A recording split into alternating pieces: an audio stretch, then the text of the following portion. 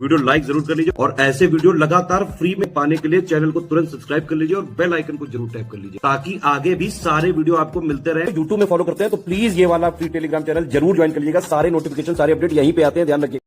नमस्कार दोस्तों, तो हिस्ट्री के एक और लेक्चर में आप सभी का स्वागत है। चलिए हिस्ट्री को शुरू करते हैं। तो मॉडर्न हिस्ट्री स्टार्ट हो चुकी है, जैसा कि आप लोग लेक्चर को कंटिन्यू फॉलो कर रहे हैं। चलो 826 देखते हैं। कह रहा तीसरा आंग्ल मराठा युद्ध किससे संबंधित है। तो देखिए, सबसे पहली बात, तीसरा आंग्ल मराठा युद्ध हुआ कब? 1817 से 1818 में। किससे संबंधित है? तो लॉर्ड हेस्टिंग, ठीक है, वॉरेन हेस्टिंग या लॉर्ड वॉरेन हेस्टिंग, ठीक है। तो ऑप्शन सी हो जाता है इसका, याद रखिएगा। 32 मतलब 827 देखते हैं। कह रहा है सर थॉमस मुनरो किन वर्षों में मद्रास के गवर्नर रहे। तो ये बहुत इंपॉर्टेंट है। थॉमस मुनरो 1820 से 1827 गवर्नर रहते हैं मद्रास के, ठीक है। किसके? मद्रास के। इनको फादर ऑफ रायटवारी सिस्टम, मतलब रायटवारी सिस्टम का जनक भी कहा जाता है, ठीक है। तो रायटवारी सिस्टम पूछे किसने शुरू करा, तो सर थॉमस मुनरो ने, ठीक है। मद्रास के गवर्नर 1820 से 1827, ठीक है। 832 कह रहे हैं अधोलिखित युग में कौन सुमेलित है, मतलब कौन सा सही है। सतारा का विलय 1849 में हुआ था? नहीं, सतारा का विलय 1848 में हुआ था, ठीक है। अब पूछ रहे हैं पंजाब का विलय 1848 में हुआ था? नहीं, पंजाब का विलय 1849 में हुआ था। अवध का विलय 1856 में, ये बिल्कुल सही है। 1857 में क्रांति फिर होगी, ये सी सही है। झांसी का विलय 1857 में नहीं, 1853 में होता है, ठीक है। तो ये इंपॉर्टेंट है, याद रखिएगा, कई बार आते हैं। 833 में पूछ रहे हैं निम्नलिखित में से किसने विलय की नीति नियोजित एवं क्रियान्वित की। तो देखो, विलय की नीति लॉर्ड डलहौजी 1848 से 1856 में इसका शासनकाल है। इसने विलय की नीति चलाई थी। अब ये विलय की नीति क्या थी? देखो, जिस भी राजा का एक अगर लीगल हायर, मतलब एक लीगल पुत्र नहीं होगा, तो उसके शासन को, मतलब उसके साम्राज्य को ब्रिटिश, मतलब सरकार अंग्रेजी क्या करती थी, उसको ले लेती थी। अगर आपका पुत्र है, ठीक है, तब तो वो राजा बनेगा, नहीं तो नहीं, ठीक है। तो ये चलाई थी लॉर्ड डलहौजी ने। 828 कह रहे हैं तथाकथित कुशासन के आधार पर किस गवर्नर जनरल ने मैसूर राज्य को प्रशासन को ले लिया था। मैसूर राज्य के प्रशासन को लिया था किसने? तो लॉर्ड विलियम बेंटिक ने। किसने लिया था? Lord William Bentinck. इसका टाइम पीरियड है 1828 से 1835, याद रखिएगा। 829 कह रहा है कि निम्नलिखित बंगाल के गवर्नर जनरलों में से कौन तृतीय आंग्ल मैसूर युद्ध से संबंधित है। तो देखिए, तीसरे एंग्लो मैसूर, मतलब एंग्लो मैसूर वॉर या थर्ड एंग्लो मैसूर युद्ध में कौन संबंधित है। तो लॉर्ड कॉर्नवालिस। कौन था? Lord Cornwallis. अब टाइम पूछेगा कि तीसरा आंग्ल मैसूर युद्ध हुआ कब, तो तुरंत बताओगे 1790 से 1792, ठीक है। अब एक चीज़ समझो एग्जाम के पैटर्न से, आपको क्या करना है, गवर्नर जनरल जितने थे उसका टाइम पीरियड याद करना है, ठीक है। और जो इम्पोर्टेंट युद्ध है, जैसे एंग्लो मराठा, एंग्लो मैसूर, ठीक है, कॉर्नेटिक आपका हो गया, जैसे ट्रीटी ऑफ सगौली वगैरह, एंग्लो नेपाल, इन सारे युद्धों को और उस टाइम पे गवर्नर कौन है ये याद करना है, क्योंकि इससे क्वेश्चन बनता है। मुझे बोलोगे तो मैं एक अलग से इस पे लेक्चर कर दूंगा, ठीक है। तो मतलब आप अगर आप हिस्ट्री पढ़ रहे हो तो ऐसे ज़रूर पढ़ो। सारे जो इंपॉर्टेंट वॉर्स है वो मैं एक दिन लेक्चर में करा दूंगा किसी दिन, सारे इंपॉर्टेंट वॉर और उसके टाइम के गवर्नर जनरल, ठीक है। चलो, लॉर्ड डलहौजी की विलय नीति का प्रथम शिकार निम्नलिखित में से कौन हुआ था। तो सबसे पहले सतारा। कौन हुआ था? सतारा, याद रखिएगा, सतारा को सबसे पहले बनाया था, ठीक है। तो सतारा याद रखिएगा। 835 कह रहा है अंग्रेजों द्वारा सिंध विजय संपन्न हुआ। तो देखो, सिंध विजय जो हुई ये हुई थी 1843 में, ठीक है। तो उस टाइम जो था एलनबर्ग, कौन था? लॉर्ड एलनबर्ग।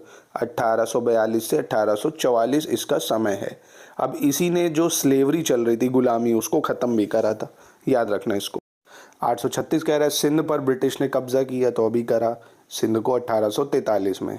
गवर्नर जनरल कौन था? तब था एलनबर्ग। कौन था? एलनबर्ग, ठीक है। निम्नलिखित में से कौन अवध का ब्रिटिश रेजिडेंट था जब अवध का ब्रिटिश साम्राज्य में विलय हुआ। तो देखो, अवध पे ब्रिटिश रेजिडेंट जो था तब जेम्स आउटरम था। कौन था? James Outram. तो ऑप्शन ए हो जाएगा।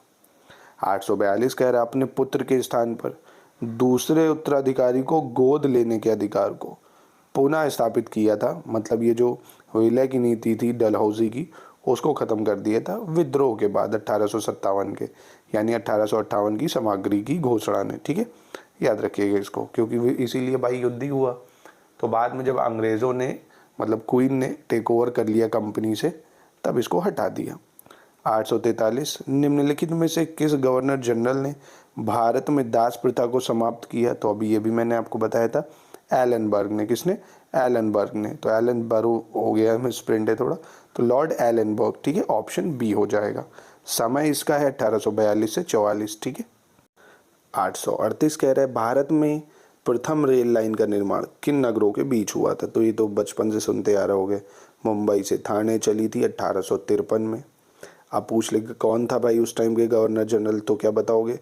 लॉर्ड डलहौजी। कौन था? लॉर्ड डलहौजी, याद रखिएगा इसको। 839 कह रहा है विधवा पुनर्विवाह अधिनियम किसके शासन में क्रियान्वित किया गया था? तो विधवा पुनर्विवाह अधिनियम लॉर्ड कैनिंग के शासनकाल में 1856 में विडो रिमैरिज एक्ट पास हुआ था। मतलब विधवा रिमैरिज एक्ट पास हुआ 1856 में। ठीक है, विधवा पुनर्विवाह कह सकते हो हिंदी में आप इसको, तो लॉर्ड कैनिंग। ठीक है। 844 कह रहा है इनमें से कौन सा सही सुमेलित है? तो क्या लॉर्ड कॉर्नवालिस ने चलाई थी स्थायी बंदोबस्त, जो कि बंगाल में चला था, स्थायी बंदोबस्त 1793 में लॉर्ड कॉर्नवालिस, तो ये बिल्कुल सही है। चलिए, पर जो 3 गलत हैं वो भी देखते हैं, एग्जाम में ये भी आ सकते हैं। चतुराई पूर्ण निष्क्रियता, ये क्या लॉर्ड वेल्जेली ने चलाई थी? नहीं, ये चलाई थी जॉन लॉरेंस ने। किसने चलाई थी? जॉन लॉरेंस ने। सहायक संधि लॉर्ड डलहौजी, नहीं, सहायक संधि आपकी किसने चलाई थी? लॉर्ड वेल्सेली ने चलाई थी। लॉर्ड डलहौजी ने तो विलय की नीति चलाई ना। भारतीय राष्ट्रीय कांग्रेस की स्थापना लॉर्ड कैनिंग के टाइम में हुई? नहीं, 1885 में हुई, तब लॉर्ड डफरिन था। कौन था? Lord Dufferin. तो यार देखो, गवर्नर जनरल के टाइम पीरियड सबके याद करने पड़ेंगे आपको, एग्जाम में आते हैं। ठीक है, चलो नेक्स्ट देखते हैं। अब इसमें कह रहा है कि कौन सा सही नहीं है ये बताओ। तो देखो, लॉर्ड कॉर्नवालिस स्थायी बंदोबस्त सही है भाई, अभी कराया 1793 में। लॉर्ड वेल्सेली ने सहायक संधि चलाई, ये भी बिल्कुल सही है। लॉर्ड डलहौजी ने व्यपगत का सिद्धांत, ये भी सही है। लॉर्ड कैनिंग ने उच्चतम निष्क्रियता या चतुराईपूर्ण निष्क्रियता, ये गलत है, क्योंकि ये चलाई थी जॉन लॉरेंस ने। किसने चलाई थी? जॉन लॉरेंस ने। तो याद रखिएगा, उच्चतम निष्क्रियता या चतुराईपूर्ण निष्क्रियता एक ही है, जॉन लॉरेंस। 840 कह रहा है कौन भारत का प्रथम वायसराय था? तो लॉर्ड कैनिंग। कौन था? Lord Canning. वही जब विद्रोह हुआ उसके बाद 1857 के। ठीक है, तो लॉर्ड कैनिंग जो था वो क्या था? प्रथम वायसराय था। कह रहा 1 नवंबर 1858 को महारानी विक्टोरिया का घोषणा पत्र पढ़कर सुनाया था लॉर्ड कैनिंग ने। कहाँ पर? तो ये सुनाया था इलाहाबाद से। कहाँ सुनाया था? इलाहाबाद से, याद रखिएगा। तो लॉर्ड कैनिंग इलाहाबाद से, 1 नवंबर 1858। स्थायी बंदोबस्त किसके शासनकाल में हुआ? यह भी हमने आपको बताया, लॉर्ड कॉर्नवालिस 1793। ठीक है, इसको याद रखिएगा। फिर देखो 847, कोशिश करो हो जाए, इंपॉर्टेंट है, अभी कराया अभी आपको। तो देखो, लॉर्ड कॉर्नवालिस स्थायी बंदोबस्त, ये तो भाई सही है। लॉर्ड वेल्सेली सहायक संधि, ये भी सही है। लॉर्ड हेस्टिंग द्वितीय आंग्ल मराठा युद्ध, तो जल्दी से याद करो, द्वितीय आंग्ल मराठा युद्ध कब हुआ? तो ये हुआ 1803 से 1805। फिर बाद में तीसरा 1817 से 18। ठीक है, तो अब 1803 से 1805 में कौन था वायसराय, मतलब गवर्नर जनरल? तो याद करो, लॉर्ड वेल्सेली 1798 से 1805। तुरंत ये गलत हो गया। ठीक है, लॉर्ड विलियम बेंटिक सही है, 1829 का 17वां रेगुलेशन यही लाया था। तो इसका ऑप्शन सी हो जाएगा। 848 कह रहा है पेशवाई को कब समाप्त किया गया? तो देखो, जब अंतिम आंग्ल मराठा युद्ध हुआ 1817-18 में, हार गए वो लोग पूरा, तो पेशवाशिप खत्म कर दी 1818 में। किसने खत्म करी अगर पूछे? तो लॉर्ड हेस्टिंग ने। ठीक है, याद रखिएगा। अब फिर कह रहा भैया मैचिंग करो, कौन सा सही सुमेलित नहीं है? तो अभी फिर करा स्थायी बंदोबस्त लॉर्ड कॉर्नवालिस, अब तक तो याद हो गया होगा 1793। सब मतलब सब्सिडियरी अलायंस मतलब सहायक संधि, लॉर्ड वेल्सेली, ये भी सही है। आंग्ल नेपाल युद्ध सर जॉन सोर, ना ना ना ना, ये गलत है। क्योंकि आंग्ल नेपाल युद्ध 1817-18 में हुआ। उस टाइम तो लॉर्ड हेस्टिंग थे ना। कौन था? Lord Hasting. ठीक है। अब थर्ड एंग्लो मराठा जो वॉर है वो लॉर्ड हेस्टिंग के टाइम में हुई, तो ये भी सही है भाई, 1718 में। ठीक है, तो ऑप्शन इसका सी हो जाएगा। 854 कह रहा है किस वायसराय की हत्या अंडमान निकोबार द्वीप समूह में एक दंडित अपराधी द्वारा की गई थी? तो देखो, लॉर्ड मायो 1869 से 72 में ऐसा वायसराय था जिसकी हत्या इसके टेन्योर में ही कर दी गई थी। तो मोए वही है ये, याद रखना। ठीक है, ऑप्शन सी हो जाएगा। लॉर्ड माउंटबेटन ने किसे वन मैन बाउंड्री फोर्स कहकर संबोधित किया था? तो one and only Mahatma Gandhi को। किसको? महात्मा गांधी को। 850 कह रहे हैं कौन सा इनमें से एक सही सुमेलित है? तो लॉर्ड एलनबर्ग, अवध का विलीनीकरण इनके शासनकाल में हुआ था? नहीं, अवध का विलीनीकरण तो हुआ था 1856 में, और तब था लॉर्ड डलहौजी। कौन था? लॉर्ड डलहौजी। क्योंकि जो लॉर्ड एलनबर्ग है इसने सिंध का करा था। किसका करा था? सिंध का, 1843 में। सिंध का विलीनीकरण तो देखो ऊपर नीचे है, लॉर्ड डलहौजी है अवध में और एलनबर्ग है नीचे सिंध के विलीनीकरण 1843 में। लॉर्ड वेल्सेली चतुर्थ आंग्ल मैसूर युद्ध, तो जी हाँ बिल्कुल सही है। अब चतुर्थ आंग्ल मैसूर युद्ध 1799 में होता है और 1798 से 1805 तक वेल्सेली होता है। तृतीय आंग्ल मराठा युद्ध, तो अभी का राम ने तृतीय आंग्ल मराठा युद्ध 1817 से 18 में लॉर्ड हेस्टिंग था, सर जॉन सोर नहीं। तो ऑप्शन सी हो जाता है। ठीक है, चलिए 851 देखते हैं। कह रहा है फिर से वही करो, सही सुमेलित नहीं है अब कह रहा है। तो लॉर्ड डलहौजी ने अवध का विलीनीकरण करा, तो जी हाँ ये सही है। लॉर्ड डफरिन ने भारतीय राष्ट्रीय कांग्रेस की स्थापना की, ये भी सही है। ठीक है। Lord William Bentinck charter act 1833 को पारित किया था, ये भी सही है। तो ऑब्वियसली लॉर्ड लिटन गलत होगा। प्रथम आंग्ल अफगान युद्ध का प्रारंभ, तो देखो जो प्रथम आंग्ल अफगान युद्ध है ये हुआ था लॉर्ड ऑकलैंड के शासनकाल में। किसमें हुआ था? Lord Auckland. तो ये गलत है। 852 कह रहा है निम्न में से कौन एक चतुराई पूर्ण निष्क्रियता की नीति के साथ जुड़ा है? तो ये भी अभी हम लोग कर चुके हैं। John Lawrence. कौन है? John Lawrence Bishnoi.